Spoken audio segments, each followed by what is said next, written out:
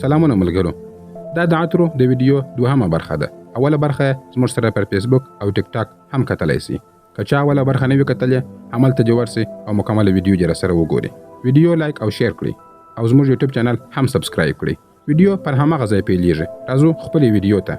جان چې کله په هغې نجلۍ پسې ور روانېږي، نجلۍ پر خلکو باندې میوې خرڅوي، خو کله چې جان ورنږدې سو هغه ویریږي او پوښتنه ترې کوي چې ته میوه غواړې، خو جان د میوې هیڅ په کیسه کې نه دی. هغه یوازې د هغې خوشبویۍ ته حیران پاته دی.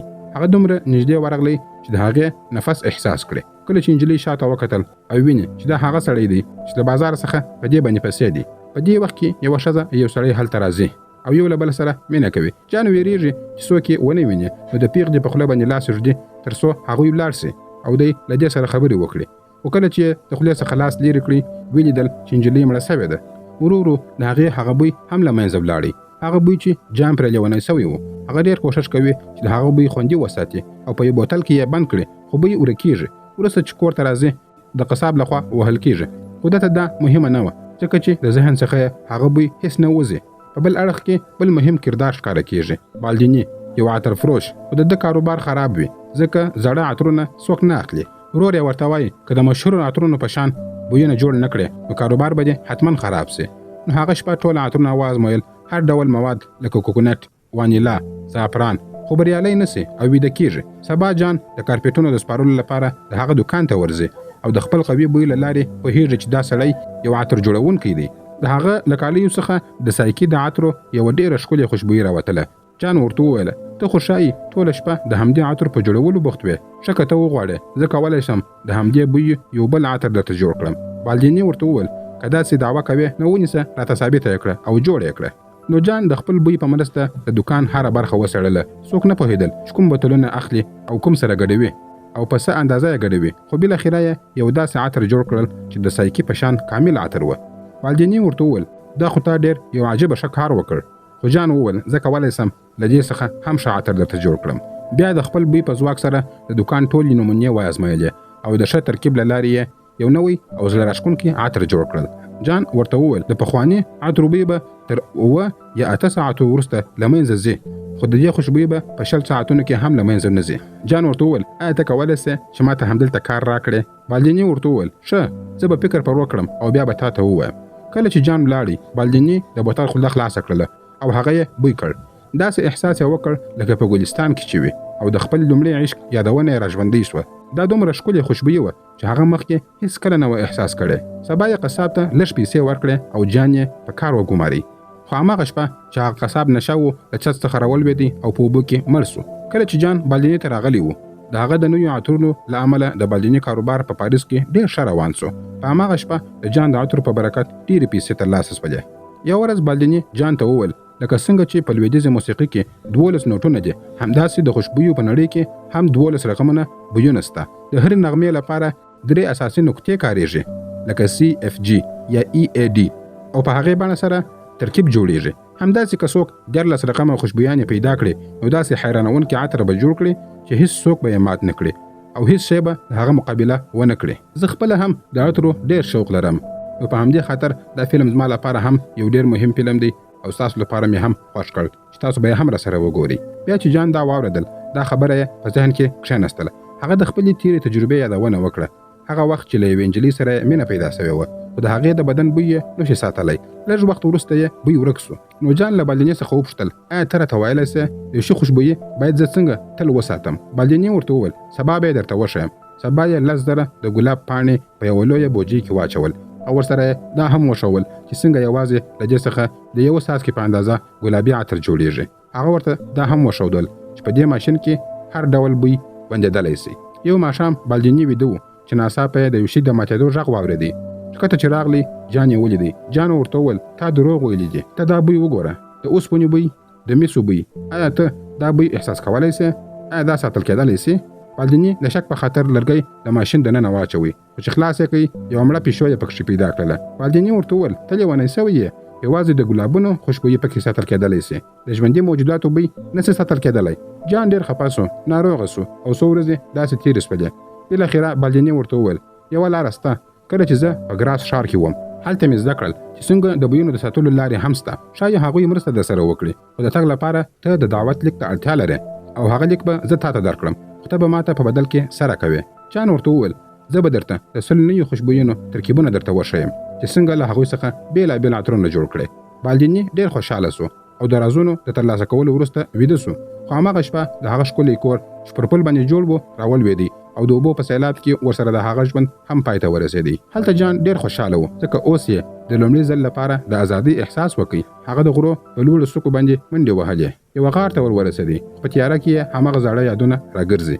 انسان د بوی د نیولو وس یې نه درلودی. ورځې تېرېږي او یو وخت ورته داسې احساس وسو چې دی خپله هم بوی نه لري، نو ځان یې د باران په اوبو باندې پرېمینځي او بله ورځ د خپل بوی په لټه کې راووتی.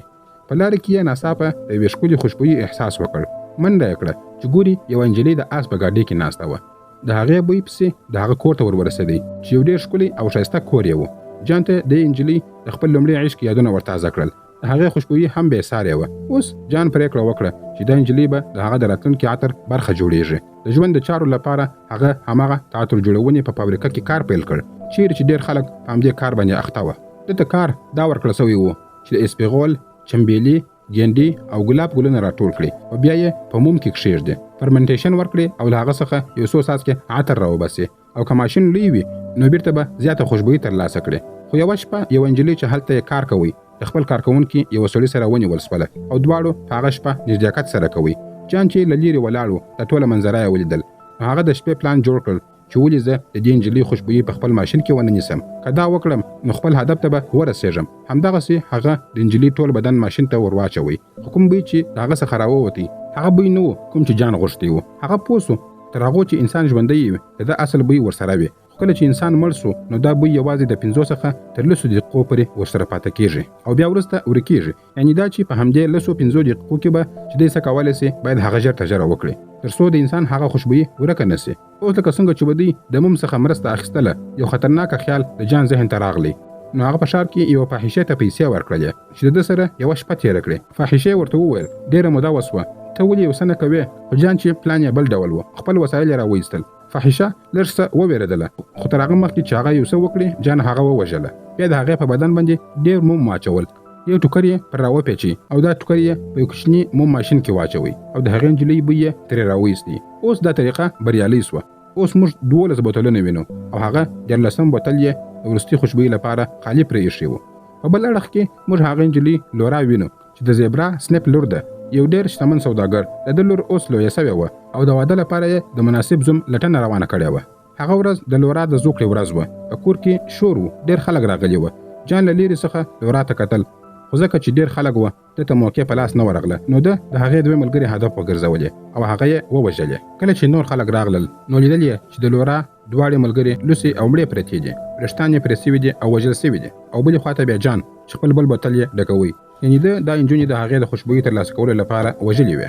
اوس دا خبره تر محکمې ورسېدله او د ښار شتمنو خلکو پرېکړه وکړه چې دا قاتل باید ژر تر ژره ونیول سي.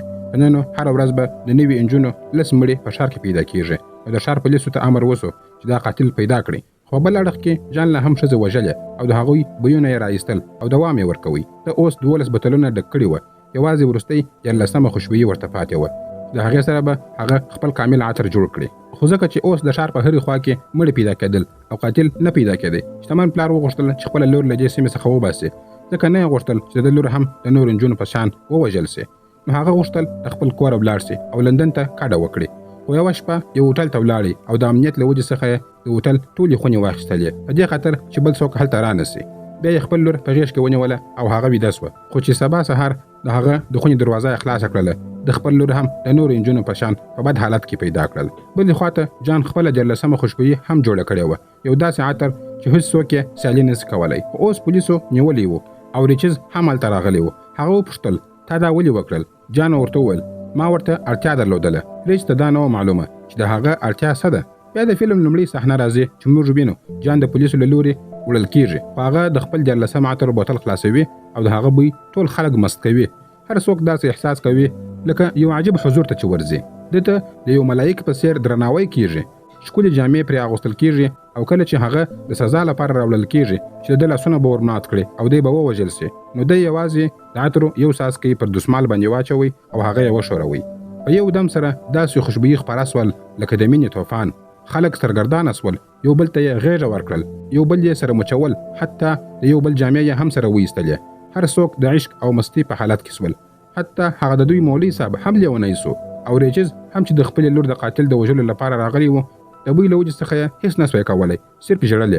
جان له هغه ځای څخه وتښتېدی او څو ساعته وروسته چې خلک په هوش کې راغلل پوه سول چې دا یې څه کړي دي او له شرمه څخه یې یو بل ته هم کتلی نه سوی. دوی پرېکړه وکړه چې باید یو چا ته سزا ورکړي. نو یې هغه د عطرونو فابریکې هغه کارګر ووژي چې د هغې نجلۍ سره یې بد کار کړی و. اوس جان یو بلې خواته روان سو. د دې عطرو په مرسته سره د کولی سوی ټوله نړۍ فتح کړي، ځکه یوازې د یوه څاڅکي بوی سره یې زرګونه خلک مست کړل. خو ده ته د خپلې مینې یاد راغلی، هغه احساس چې یې له منځه تللی و. نو په پای کې د 14 عطر ټول بوتل په خپل ځان باندې توی کړ. خلکو چې دا بوی احساس کړ فکر یې وکړ چې دا یو فرشته ده. خو لږ وروسته لیوني سول او پر ده یې حملې شروع کړلې. ده یې وخوړې، یوازې د جامو څخه یوه کوچنۍ ټوټه پر مځکه باندې پاته سوله. خو په پای کې یو څاڅکی بوی لا هم پر ځمکه پاتې و او فلم همدلته پای ته رسیږي. اوس د فلم څو ځانګړې خبرې تاسو ته وایم. کله چې جان وزېږېدی، د ده مور د ماهیانو په مارکیټ کې په خټو کې وغورځوي. د ماهیانو بوی د خلکو خوله او د ناولو شانو بوی په ماشوم ډېر بد اغېز وکړي او له همدې وجې څخه د عجیبه وړتیا پیدا کړه. او بله مهمه خبره دا ده، هر چا چې دی پرې ایښی دی یا د ده سره ظلم کړی و هغه مړ سوی دی. د ده مور اعدام سوه. د یتیمخانې هغه ماشومان هغه هم ووژل سوله او د یتیمخانې هغه ښځه چې دی یې پر قصاب خرڅ کړي هغه هم د 100 پیسو لپاره ووژل سوله. هغه قصاب چې دی یې پر عطر والا باندې خرڅ کړي هغه هم په اوبو کې مړ سو. او بالاخره هغه بالدیني چې ده ته یې اجازه ورکړل او دی یې پرېښودی، د هغه کور هم ونړېدی او په اوبو کې مړ سو. په رښتیا هم دا فلم په ډېره ځانګړې مفکوره سره جوړ شوی و. داسې کیسه چې تر اوسه پورې هېڅ چا نه و لیدلې. دا ځکه چې دا فلم هم زما له ډېرو خوښو فلمونو څخه دی. ما له ډېر وخت راهیسې غوښتل چې دا فلم تاسو ته راوړم. نو نن مې یو ښایسته عطر رانیول، بوی یې ډېر ښه و او ناڅاپه مې یاد سول چې دا فلم باید زه وګورم او پایله یې دا سوه چې دا فلم مې بیا رایاد سو. که ستاسو دا فلم او کیسه خوښه سوې وي نو مهرباني وکړئ ویډیو لایک کړئ او یو ښایسته کمنټ راته وکړئ او دا ویډیو هم د نورو ملګرو سره شیر کړئ. که تاسو په دې چینل کې نوي یاست زموږ چینل هم سبسکرایب کړئ، ځکه دا ډول ویډیوګانې ډېر زحمت غواړي. زه به ډېر ژر د یو نوي ښایستې ویډیو سره بیا تاسو ته راسم. تر بیا پورې مو الله مل شه. مننه.